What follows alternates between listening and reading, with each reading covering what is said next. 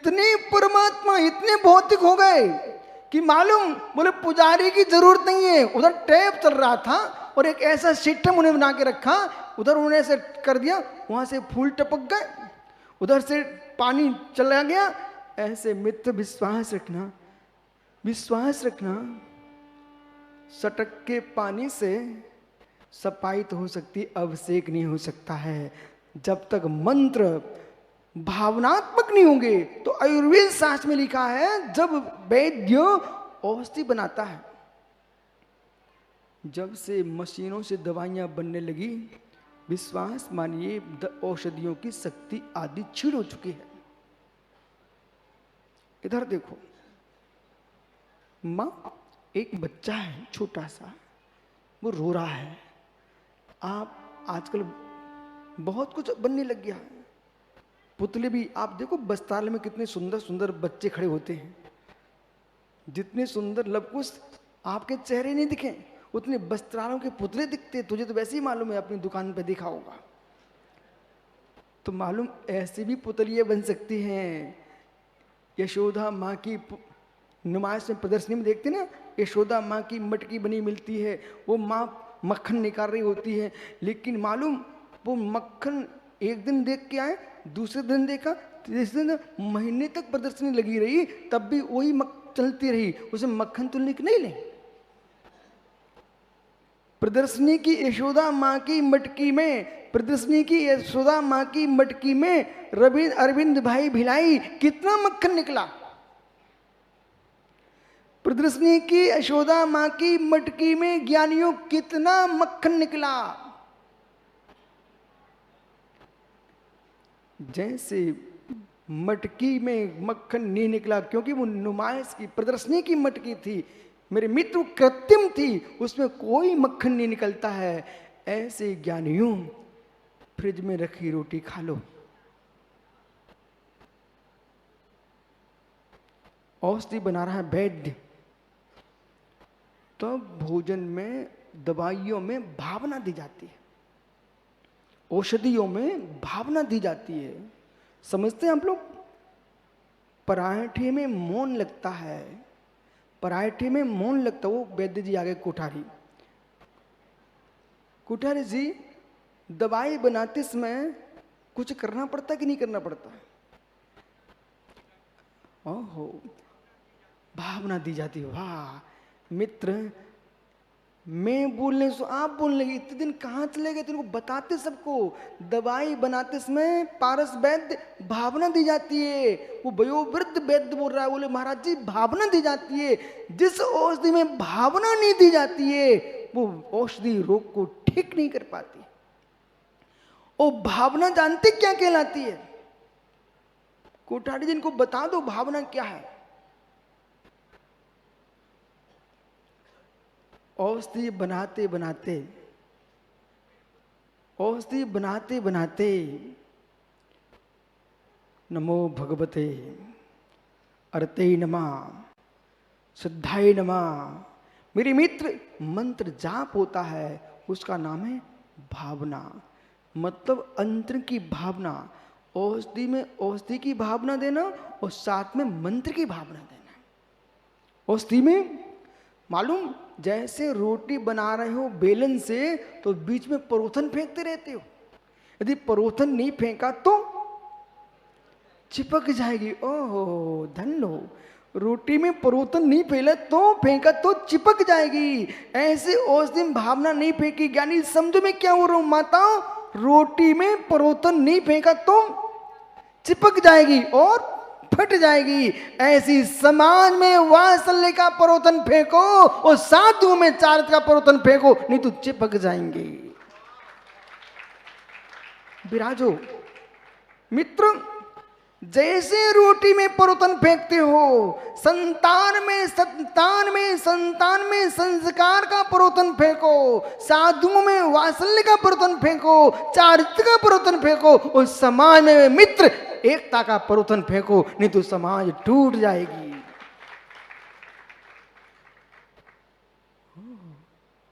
क्या हुआ? क्या हुआ ज्ञानी? सुरेंद्र भैया परोथन फेंको माई। यदि रोटी में परोथन नहीं फेंका तो विश्वास रखो रोटी चिपक जाएगी। मां, आटे की रोटी में, बेलन की रोटी में, बेलन की रोटी में परोथन फेंकना पड़ता है। ये मालूम ये लोग क्या सोच रहे हैं? बोले इतनी अच्छी बातें भोजन की जानते हो। ओहो मां, आप विश्वास रखो मैंने कभी भोजन नहीं बनाया। जब तक बनाने के दिन थे ना, उसके पहले ही मैं चला आया। वे पुण्यहीन लोग हैं जिन्हें भोजन की चिंता करना पड़े। वे पुण्यहीन लोग हैं जिन्हें रोटी बनाना पड़े। महापुण्यात्मा वे होते हैं जिनकी रोटियां चिंता करती हैं। आप देखो, आज सुबह सुब्रत सागरी रास्ते मुझे अरविंद संचालक मिल गया। मैंने पूछा आहार के बाद, ज्ञानी ये तो बताइए कहाँ खड़े हो? मालूम क्या हुआ? एक ओर से भीड़ चली आ रही है, एक मुर्राज बैंड बाज चले आ रहे हैं। दूसरी ओर दिख रहा है एक मुर्राज बैंड बाज चले आ रहे हैं। तीसरी ओर दिख रहा है एक मुर्राज बैंड बाज में चौराहे पर था। मैंने कहा ये वही फापाड़ी रायपुर है। तो मैंने ज्ञानी का, ज्ञानी देख सबके दिन एक से नहीं होते हैं। कभी इस भूमि पर या कुछ भी नहीं दिखता था। आज मालूम जहां साधु पहुंच जाए वहां प्रतिदिन होली दीपावली होती है।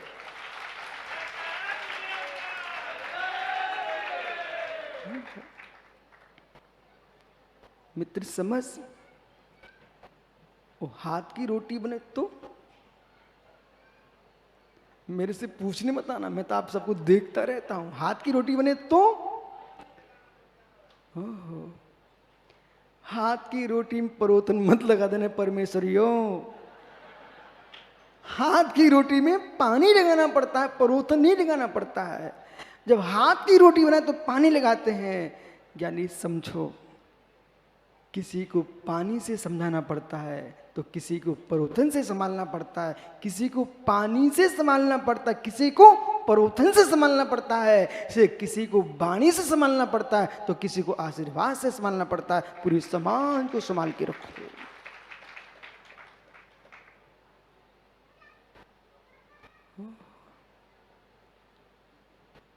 वो तुम्हारा मंत्री तो कह रहा था, गुरुजी एक बात समझ में नहीं आ रही, मेरी गुस्सा कहाँ चली गई? नहीं तो मेरे तो नाक पे रखी रहती थी।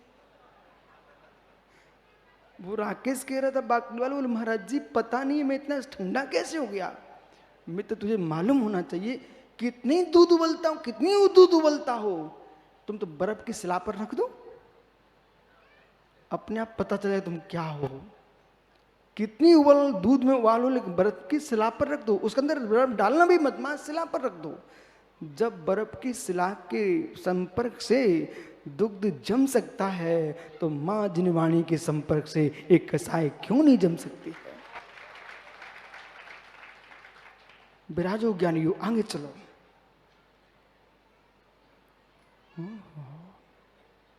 फ्रिज में रखी रोटी भूल मत जाना। फ्रिज में रखी रोटी, ओह मां कह रही है बेटा उठा के खा लो।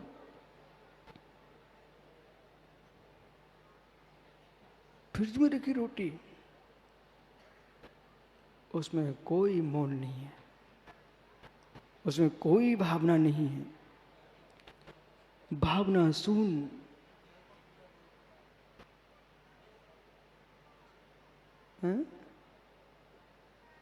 भावना शून्य। फ्रिज में रखी रोटी, भावना शून्य। फ्रिज में रखी रोटी, मित्र मौन शून्य। पराठे का स्वाद मौन से। मौन जानते क्या आप लोग? माताओं मौन जानते? मौन क्या होता है? इनके हाथ चलने लगे। मैं मालूम क्या देख रहा हूं, मतलब जगत की बातें करो तो कैसे हाथ चलते। मनोज, मौन आटे में लोई में घी लगाते जाओ तो पराठा खसखसा हो जाता है। मौन की महिमा तो देखो, आटे में लगाया मौन तो पराठा अंदर चला जाता है। ऐसे ज्ञानी निज भावों में लगा दिया मौन का मौन तो आत्मा भगवान बन जाती है।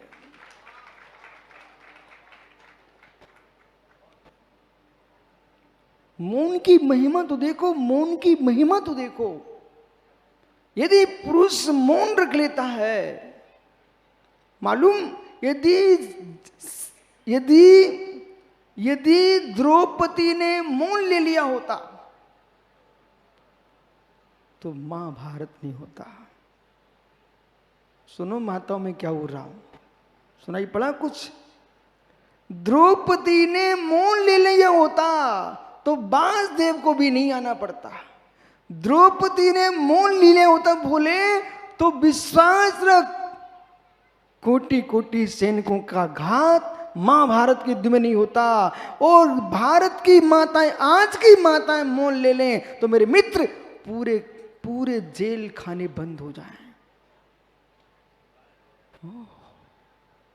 मौन मौन। मैं एक प्रश्न करूं, किसी चिड़िया के बच्चे को पकड़ करके उसका गला घोंट देना पुण्य है कि पाप? जोर से बोलो, और जोर से बोलो।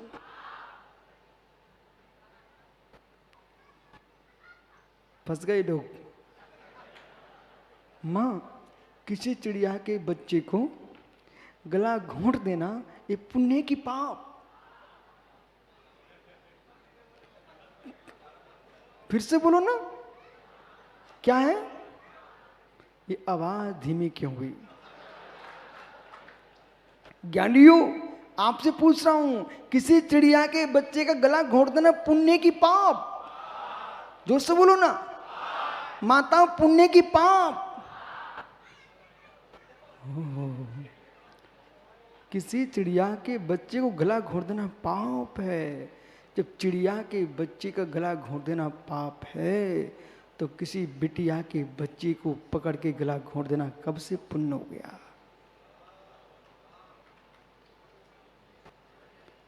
मां, चिड़िया के बच्चे गला घोंट देना तो अपनी ही बिटियाओं के गला घुटवा देना है कौन सा धर्म है? अपनी संतान को जन्म नहीं देने कौन सा धर्म है? सबको अपने भाग्य पर छोड़ दो, लेकिन गर्भ में आए बच्चे को जन्म लेने दो, उसकी भ्रूण हत्या मत कराओ। ये समाज का नाश मत करो, धर्म का नाश मत करो।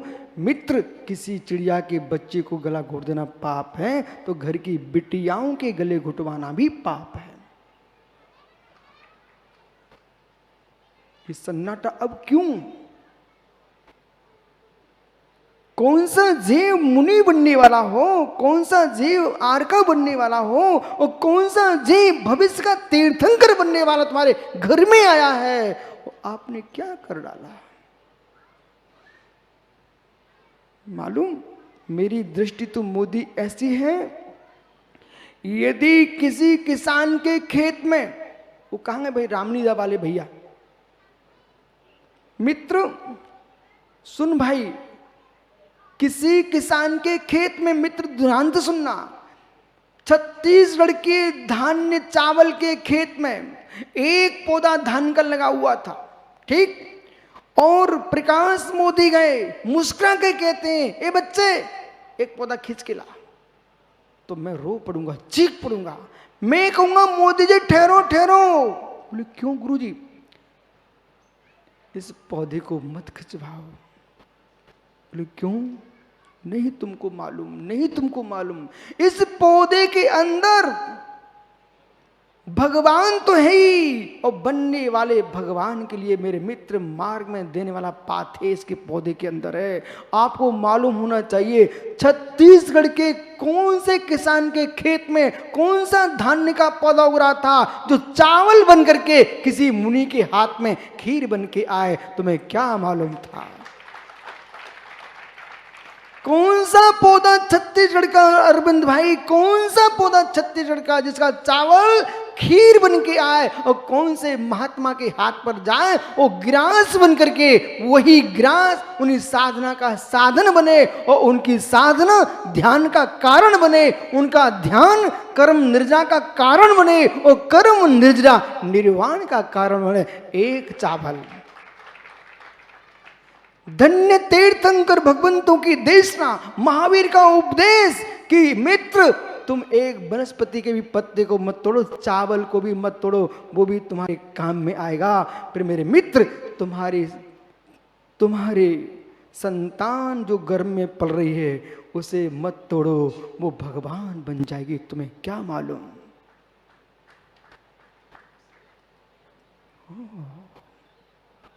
कौशल्या के देश में बैठे आप, कौशल्या के देश में बैठे आप, यदि कौशल्या माँ अपने बेटे राम का गर्भपात करा देती तो आज विश्व की भूमि पर राम राम का शब्द कहाँ तुमको मिलता। त्रिशला माँ, महावीर की माँ अपने बेटे को निकाल देती गर्भ से, आज विश्व में जियो और जीने जीने का सूत्र कौन सिखाने आता।